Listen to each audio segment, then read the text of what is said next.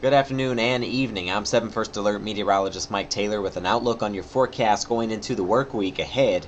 It was nice to get the sunshine back for Sunday, and I have a feeling we'll get more sun into your Monday, just not as much. I'm thinking the clouds will increase slightly, but with the clear skies in place and also the light winds, that combination is going to produce a very chilly wake up. First thing out the door tomorrow, we'll be in the teens, even colder once you get outside the city, some single digits as far as what it will feel like. Can't rule that out. Moral of the story, just be sure to layer up tomorrow. Once we get into your afternoon, however, with the sunshine assisting us, we should be able to at least get a little bit above average, going with highs in the low 30s, mid to low 30s, around 34 degrees near the city.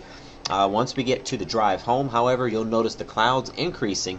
Tuesday changes things up a little bit. It's going to still be into the 30s, but a mostly cloudy day, and we could even see some freezing drizzle and maybe even some snow showers passing through Tuesday going into Wednesday. Not expecting it to be overly heavy, but it is going to be like a scattered chance of it across the entire area during that 24-hour period. So just a heads up there, could slow you down as we get towards Tuesday night into Wednesday morning. But until then, it will be cold, but at least the skies will be clear. 16 tonight, mostly clear and cold.